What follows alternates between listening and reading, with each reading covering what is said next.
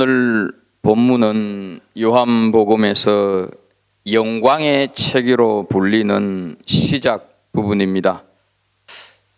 12장까지의 내용과 좀 다른 점은 13장부터는 그동안 예수님이 대중들을 향한 메시지였다고 한다면 이제는 제자들을 중심으로 소수의 사람들에게 하시는 말씀입니다. 본문은 예수님이 제자들에게 발을 씻기시는 세족식 이야기로 우리에게 잘 알려져 있습니다. 사복음서 중에서 요한복음에만 이 세족식에 관한 기록이 있습니다. 학창 시절을 교회에서 보낸 분들이라면 세족식의 경험이 한두 번은 다 있을 것입니다. 십자가 죽음을 앞두신 주님께서 제자들에게 첫 교훈을 세족식을 통해서 가르치고 있습니다. 1절 말씀을 좀 보면 유월절 전에 예수께서 자기가 세상을 떠나 아버지께로 돌아가실 때가 이런 줄 아시고 세상에 있는 자기 사람들을 사랑하시되 끝까지 사랑하시니라 말씀을 합니다. 이 1절 말씀이 오늘 본문 전체의 중심이 되고 있기 때문에 좀 1절 말씀을 좀 상세히 살펴보도록 하겠습니다.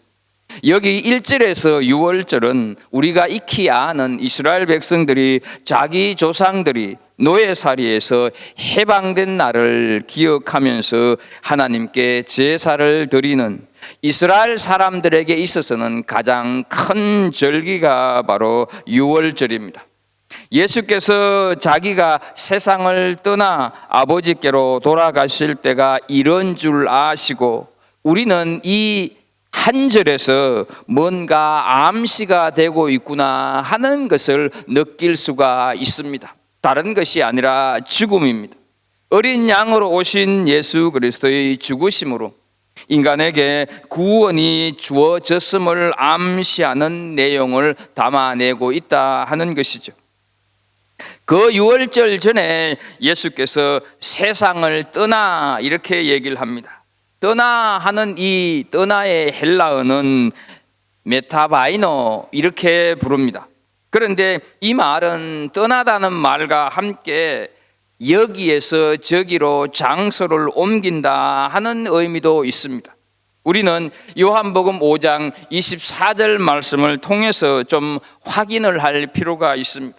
요한복음 5장 24절을 보면 내가 진실로 진실로 너희에게 이르노니 내 말을 듣고 또 나 보내신 이를 믿는 자는 영생을 얻었고 심판에 이르지 아니하나니 사망에서 생명으로 옮겼느니라. 여기에서 옮겼느니라 하는 이 말이 떠나다와 같은 메타바이노라고 하는 헬라가 쓰여졌다고 하는 것이죠. 아버지께로 돌아갈 때가 이런 줄 아시고 이 돌아가실 때라 하는 것은 우리가 계속해서 살펴오고 있듯이 영광의 때, 곧 예수님의 죽음의 때를 말하는 것입니다. 그러니까 예수님이 세상을 떠나신다 하는 것은 비극적인 죽음이 아니라 사망에서 생명으로 옮겨갑니다 하는 것이죠. 예수 그리스도의 죽음은 패배가 아니라 완성이라고 하는 것을 나타내는 것입니다. 그 다음 구절이 우리를 정말로 감동시키는 말씀입니다. 세상에 있는 자기 사람들을 사랑하시되 끝까지 사랑하시니라.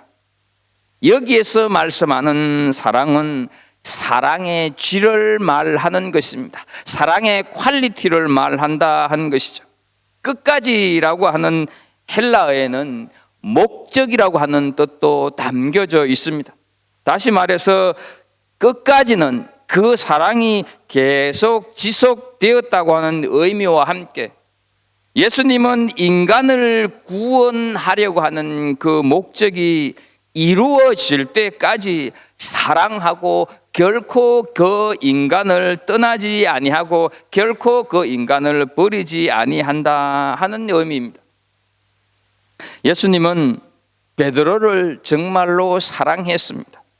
그래서 우리가 아는 대로 마태복음 16장 16절 말씀을 보면 또 내가 네게 이르노니 너는 베드로라 내가 이 반석 위에 내 교회를 세우리니 음부의 권세가 이기지 못하리라 말씀을 하십니다. 그런데 사실 베드로의 행적을 보게 되면 이렇게 사랑받은 제자다운 그런 모습이 별로 없습니다. 물 위를 걷다가 믿음이 없어서 빠져서 허우적거리기도 합니다. 주님에게 십자가를 지지 말라고 그렇게 막아서기도 했습니다. 겟세마네 동산에서 절대로 부인하지 않겠다고 맹세했음에도 불구하고 절대로 부인하고 마는 것을 우리는 봅니다. 예수님의 사랑을 듬뿍 받은 것에 비하면 베드로답지 못하다 하는 것이죠. 이 정도 되면 우리는 너 도저히 안 되겠구나, 너하고 나하고 관계를 이만 끝내자 이렇게 말할 것입니다.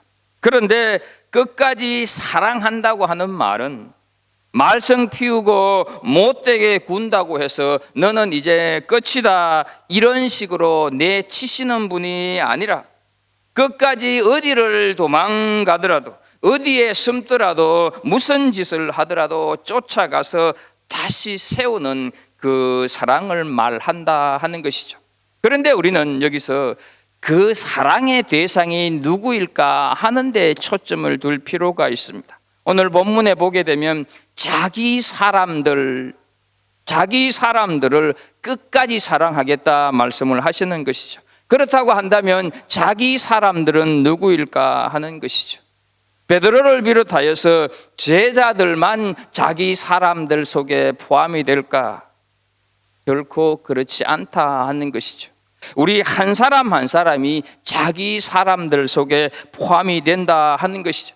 그 사랑의 대상에 내가 있다 하는 것이죠. 그 사랑의 대상에 우리가 있다 하는 것입니다. 여러분 어떻습니까?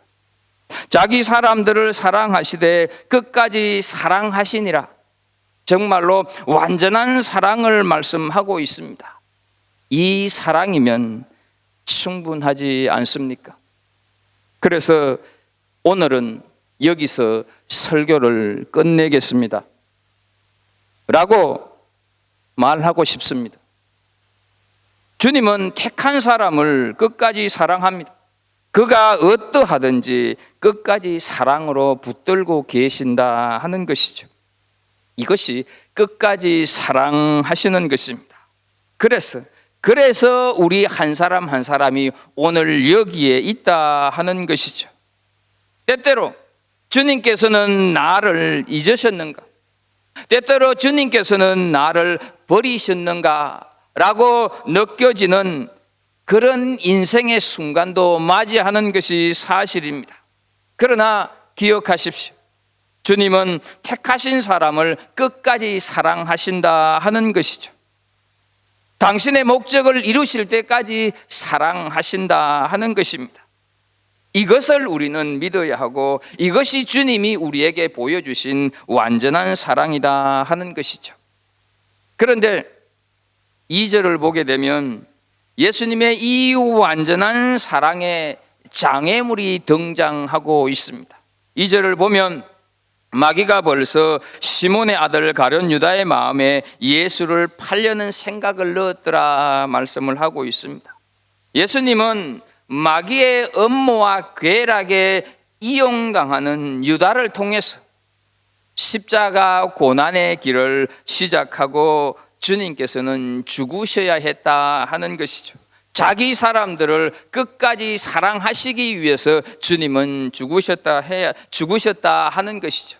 그 대상인 우리 한 사람 한 사람을 위해서 그렇게 죽으셔야만 했다 하는 것입니다. 우리는 여기서 유다의 마음을 좀 살펴볼 필요가 있습니다. 예수님을 팔아 넘긴 유다의 이 생각은 유다의 마음일 수도 있지만 우리는 살아가다가 보면 종종 내 마음 나도 몰라 라고 할 때가 있지 않습니까? 내가 뭔가에 확 씌었었나 봐 이런 말을 우리는 할 때도 있습니다. 자신도 모르게 어둠에 확 사로잡혀서 하지 말아야 할 일을 하고 하지 말아야 할 행동을 하는 경우가 있습니다. 가룟 유다는 나쁜 사람이라고 낙인을 찍을 수가 있는데 가룟 유다도 뭔가 어마어마한 힘에 사로잡혔다고 말하고 있습니다. 종교개혁 시대 때 크라나흐라고 하는 화가가 있었습니다. 종교개혁에 관한 그림들을 많이 그렸는데 이분이 그린 그림 중에 제단화라고 하는 그림이 하나 있습니다.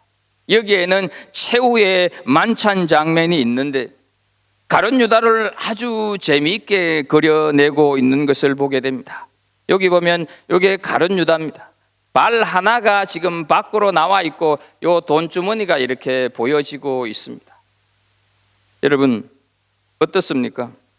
언제든지 배신할 준비를 하고 있는 가룟 유다의 모습을 이렇게 표현하고 있다 하는 것이죠.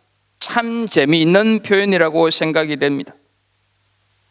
마귀가 예수님을 팔려고 하는 생각을 그에게 가룟 유다에게 집어넣었다 말을 하고 있습니다. 우리는 그 말을 문자 그대로 받아들일 수가 있습니다. 하지만 조금 양보해서 동시에 이런 생각을 우리가 한번 해보면 어떻겠습니까? 많은 사람들이 자기가 만든 틀 속에 예수님을 가두려고 한다 하는 것이죠. 내 틀 속에 자꾸 누군가를 어떤 사상인가를 우겨 넣으려고 한다 하는 것이죠. 그러다가 넣다가 삐져나오게 되면 내 마음에 들지 않으면 그걸 확 잘라버리지 않습니까? 그래서 우리가 성경을 읽다가도 은혜스러운 말씀에는 밑줄을 치고 또 치고 하지만 불편한 부분은 그냥 슬그머니 넘어가 버리고 맙니다.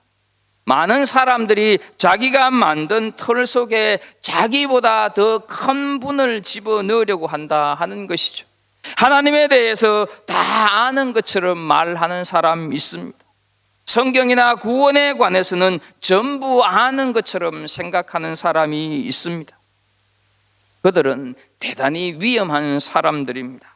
왜냐하면 무한한 분을 유한한 인간이 어떻게 다 알 수 있겠는가 하는 것이죠.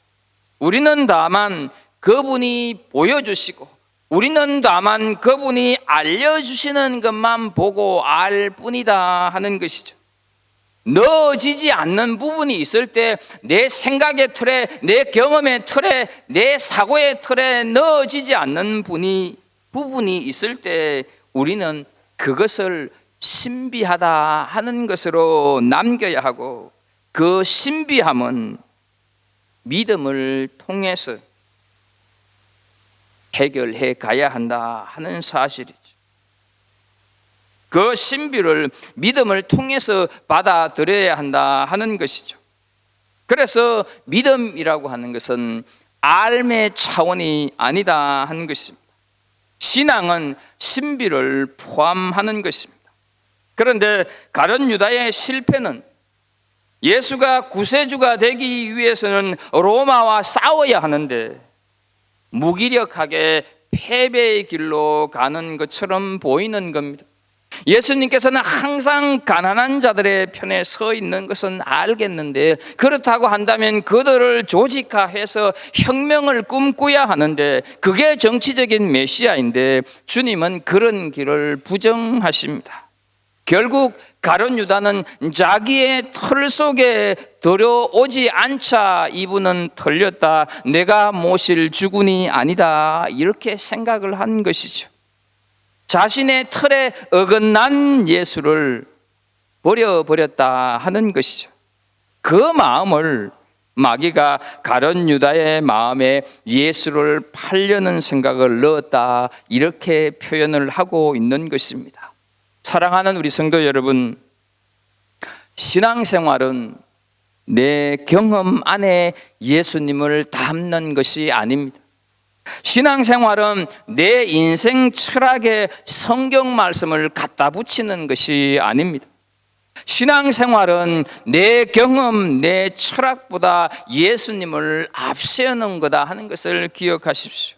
신앙생활은 예수님을 우선시하는 것이다 하는 것을 기억하십시오. 신앙생활은 내 인생 철학을 말씀으로 고치는 것이 신앙생활인 줄로 믿습니다.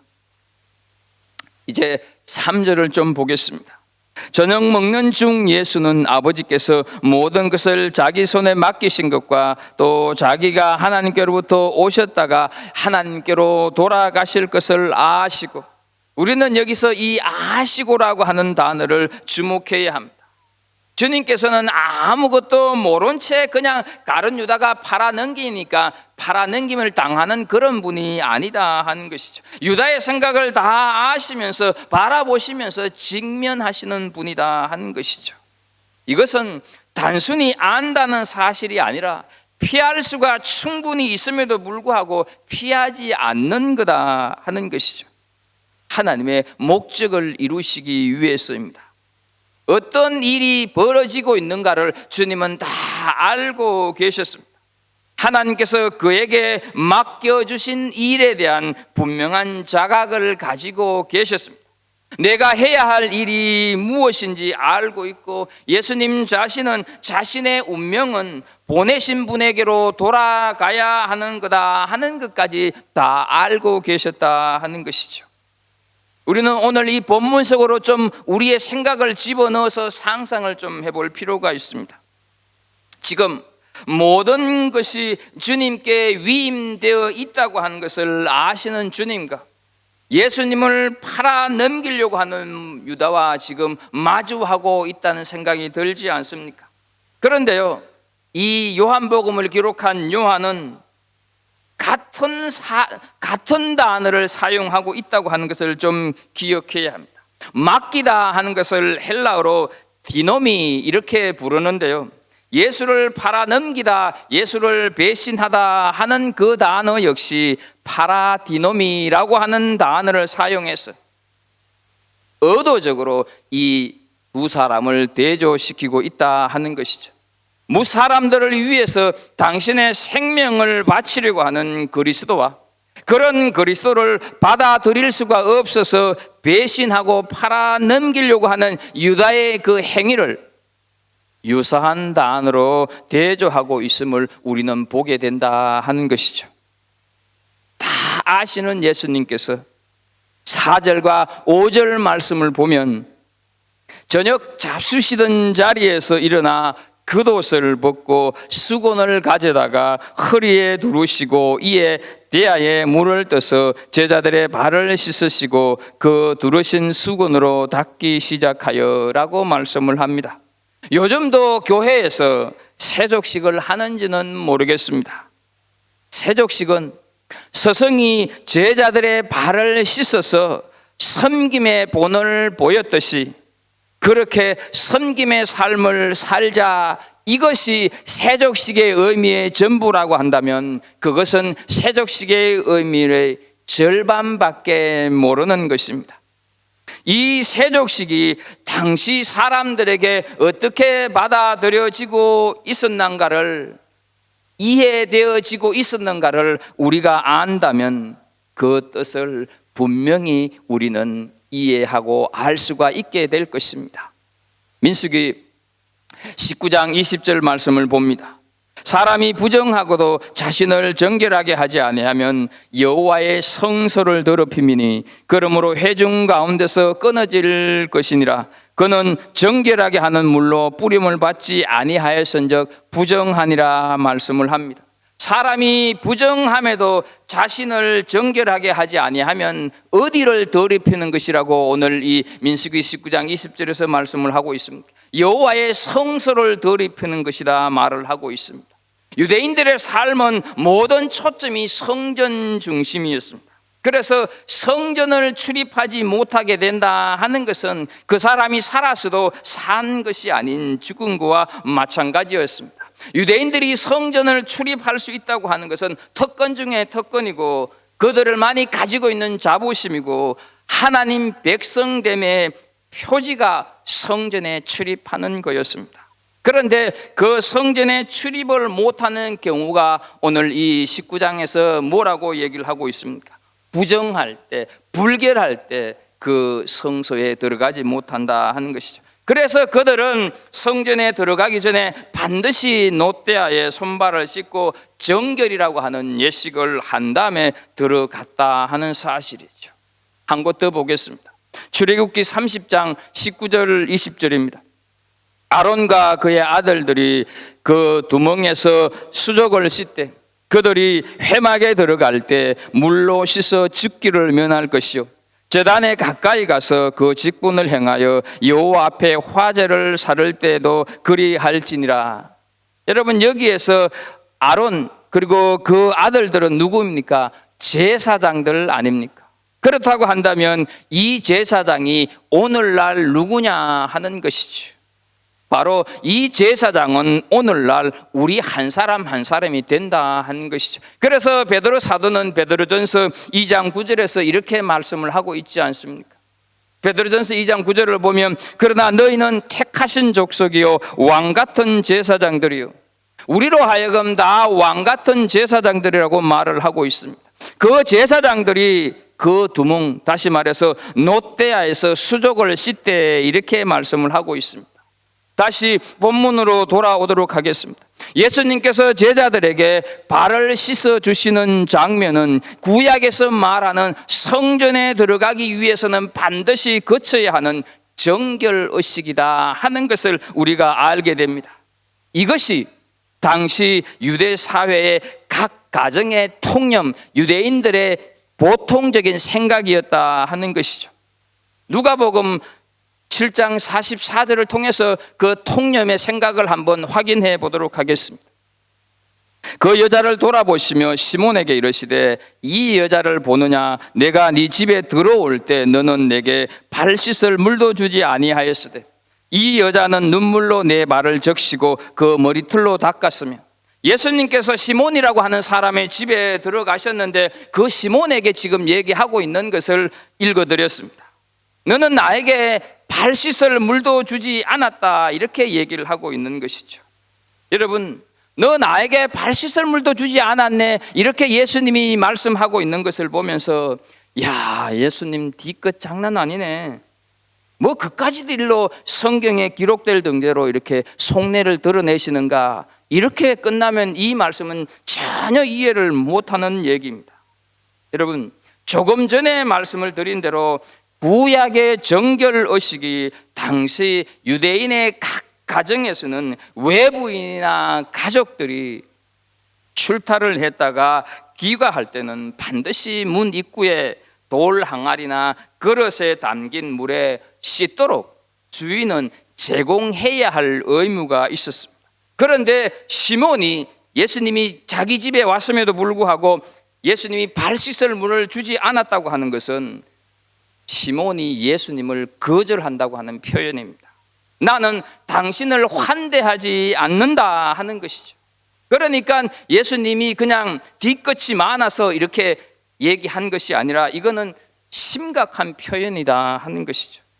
집주인이 발을 씻을 물을 제공한다고 하는 것은 당신을 환영합니다. 당신을 환대합니다. 당신은 나와 한 식탁에서 식사를 할 수 있는 동등한 존재입니다. 당신하고 나하고는 한 가족입니다 라고 하는 뜻입니다.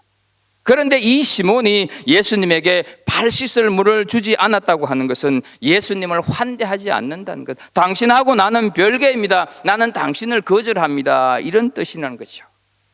그러므로 지금 예수님께서 제자들에게 이 세족식을 행하는 것은 단순히 정결의식, 그래서 스승이 제자들에게 했으니 그것을 본받아서 당신들도 이렇게 섬김의 본을 보이십시오, 이것으로 이 세족식의 의미를 다 알아 생각을 하게 되면 이 세족식의 의미는 제대로 이해를 하지 못한 거다 하는 것이죠. 예수님께서 이렇게 제자들에게 세족식을 하고 있는 것은 우리 한 사람 한 사람이 예수님에게, 우리 한 사람 한 사람이 하나님에게 기꺼이 환영을 받고 환대를 받는, 나아가서 우리 한 사람 한 사람이 하나님의 자녀가 된다고 하는 것을 예수님께서는 세족식을 통해서 선언하고 계신다 하는 것이죠. 이것이 세족식의 온전한 의미입니다.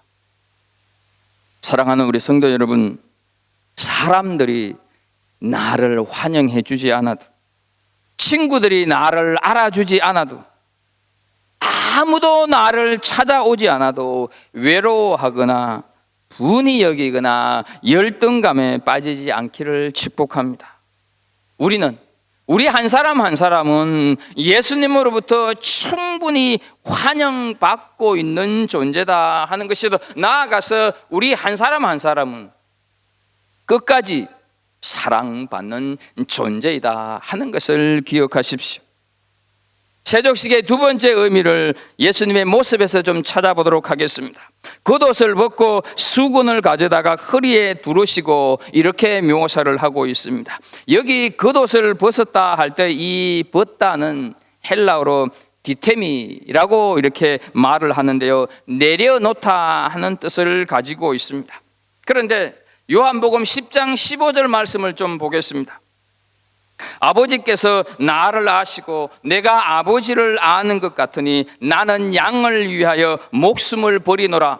나는 양을 위하여 목숨을 버리노라 하는 말씀에서 이 버리노라가 벗다라고 하는 말과 똑같은 단어가 쓰였다 하는 것입니다.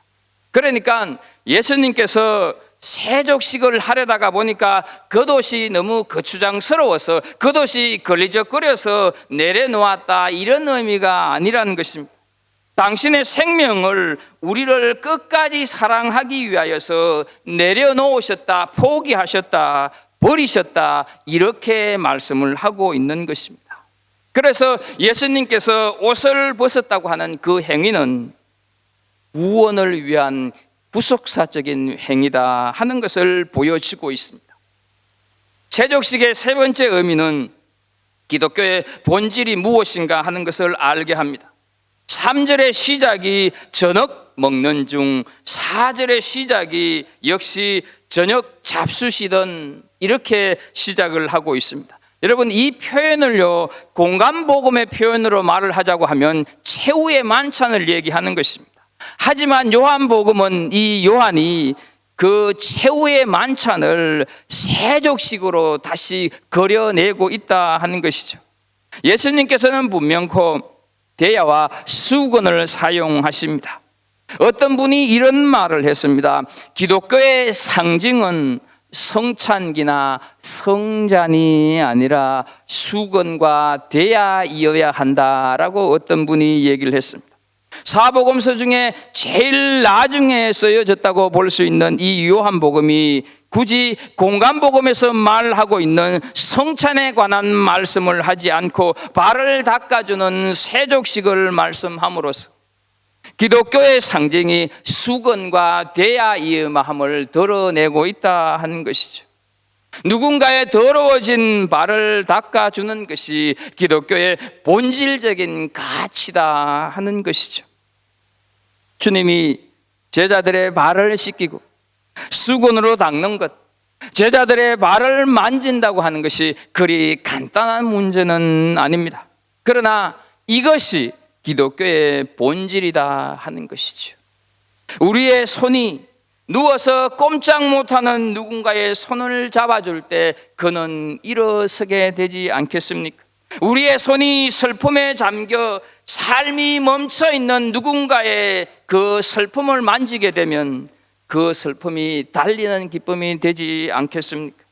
그래서 주님께서는 죄로 인하여서 죽어있는 우리를 만져주셨고 우리는 살아나게 되었다 하는 것이죠. 주님의 손이 닿는 곳에서는 반드시 무엇인가 역사가 일어나고 있습니다. 사랑하는 우리 성도 여러분, 우리는 그 손을 잡고 가고 계십니까? 끝까지 우리를 사랑하시는 그 손을 놓지 않고 계십니까? 제자들의 더러워진 발을 닦아주시던 그 손은 여전히 지금도 인생길을 걸어가면서 말할 수 없는 고단함에 지쳐있는 우리들, 인생이 왜 이렇게 싱겁지 하면서 남몰래 눈물 훔치는 우리들, 세상에 내 편이라고는 하나도 없는 것 같아 이렇게 느껴지는 사람들을 보면서 주님께서는 네 아픔 내가 다 안다, 네 마음이 얼마나 시린지 내가 다 안다 하시면서 고통받는 자들을 자신의 손으로 위로하며 만져주고 계시는 줄로 믿습니다. 주님의 그 만져지심으로 인하여서 일어나게 만들어 가신다 하는 것이죠. 왜냐하면 주님은 우리를 사랑하시되 끝까지 사랑하시기 때문이다 하는 것입니다. 누구의 발부터 씻기 시작했는지 알 수는 없지만 예수님은 가룟 유다의 발도 씻어 주셨다고 하는 것만큼은 확실합니다. 그런데요, 이제 베드로의 차례가 되었습니다. 6절을 보게 되면 베드로는 자신의 차례가 되었는데 아주 강력하게 거절을 합니다. 어찌 이럴 수가 있습니까? 제자가 스승의 발을 닦는 것은 당연하지만 스승이 제자의 발을 닦는 것은 납득이 되지 않습니다. 안 됩니다. 이렇게 얘기를 합니다. 여러분, 우리는 베드로에게 참 못난 모습도 많이 보지만 이 베드로의 솔직함과 이 베드로의 정직함이 참 보기 좋지 않습니까? 다른 제자들은 아무 말이 없는데 베드로는 안 됩니다, 안 됩니다 이렇게 얘기를 하고 있습니다. 이때 7절에서 예수님이 대답을 하십니다. 내가 하는 것을 네가 지금은 알지 못하나 이후에는 알리라. 사랑하는 성도 여러분, 그렇지 않습니까? 지금 내게 일어나고 있는 일들이 어떤 의미인지 우리는 알지 못할 때가 너무너무 많지 않습니까? 그러나 세월이 흘러서 되돌아보고서 생각을 하게 되면 그때 그 사건이 내 인생에 어떤 의미로 새겨졌는지 우리는 다 알게 되지 않습니까? 그래서 고린도전서 13장 12절 말씀을 보게 되면 지금은 내가 부분적으로 아나 그때는 주께서 나를 아신 것 같이 내가 온전히 알리라 말씀을 하고 있습니다. 주님께서는 그것도 모르니 좀 정신 차려라 이렇게 베드로를 책망하지 않고 아직은 네가 어둠의 무지 속에 있지만 때가 되면 알게 된다 이렇게 말씀을 하는 것이죠. 이것이 우리를 사랑하시는 주님의 사랑인 줄로 믿습니다. 그리고 우리도 이 사랑 때문에 지금까지 살고 계시지 않습니까? 그런데요, 여러분, 우리를 또 가슴 뭉클하게 하는 것은 이런 베드로를 위해서 예수님께서 이런 기도를 올리고 있어요. 누가복음 22장 31절 32절을 보게 되면 시몬아 시몬아 보라 사탄이 너희를 밀가부르듯 하려고 요구하였으나 내가 너를 위하여 네 믿음이 떨어지지 않기를 기도하였노니 너는 돌이킨 후에 내 형제를 굳게 하라. 네 믿음이 떨어지지 않기를 위해서 주님께서 기도하신다고 말씀을 하고 있습니다. 주님은 다 아십니다. 베드로의 연약함, 베드로의 마음이 얼마나 갈대와 같은 존재인지, 얼마나 변덕스러운지, 얼마나 두려움이 많은지, 그의 약함, 그의 마음속의 그 혼돈까지 주님은 다 알고 계신다 하는 것이죠. 그러나 여러분, 그 끝까지 사랑하시는 그 사랑이 베드로를 베드로 되게 하였고 그 배망덕한 그를 사랑함으로 감싸 주셨던 그 사랑을 깨닫는 순간 형제를 굳게 하는 자가 되었고 베드로는 끝내 십자가에 거꾸로 매달려 순교하지 않습니까? 그러나 베드로는 아직 그 말을 받아들일 수가 없었어. 8절을 보면 절대로 안 된다고 말을 합니다. 이때 주님께서 내가 너를 씻어주지 아니하면 네가 나와 상관이 없느니라 말씀을 합니다. 여기서 상관이라고 한 단어는 구약의 정결의식과 더불어서 말씀드린 세속식의 첫 번째 의미인 상관이 없다. 너하고 나하고는 한 가족이 아니다. 너하고 나하고는 너는 그럼 하나님의 자녀가 아니다라고 하는 말씀이죠. 너하고 나하고는 하나님 나라를 이루어갈 같은 꿈을 꿀 수 있는 공동체가 아니다. 이렇게 얘기를 하고 있는 것이죠. 주님의 영광인 십자가의 피 흘림의 은혜를 거절하는 거라고 주님께서 말씀을 하고 있는 것입니다. 그러자 이 성격 급한 베드로는 그럼 주님 발만 아니라 온몸 다 씻겨달라고 얘기를 하고 있습니다. 이때 주님은 이미 목욕한 사람은 깨끗하다. 그러나 너희가 전부 깨끗한 것은 아니니라 하는 참으로 쓸쓸한 말씀을 남기고 있는 것이 10절에 나오고 있습니다. 왜 그렇습니까?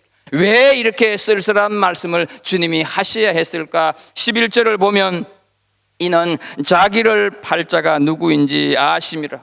그러므로 다는 깨끗하지 아니하다 하시니라. 가룟 유다가 예수님을 팔 것을 아셨습니다. 여러분, 그렇다고 한다면 유다를 씻길 차례가 되었을 때 너 날 팔 거지, 너 빠져, 이렇게 말씀을 할 수도 있지 않았을까요? 그런데요, 그냥 예수님은 한 유다의 발까지 닦아 주셨습니다. 끝까지 사랑하시기 때문입니다. 끝까지 사랑하시기 때문에 유다가 돌이키도록 끝까지 기회를 주고 계셨다 하는 것이죠.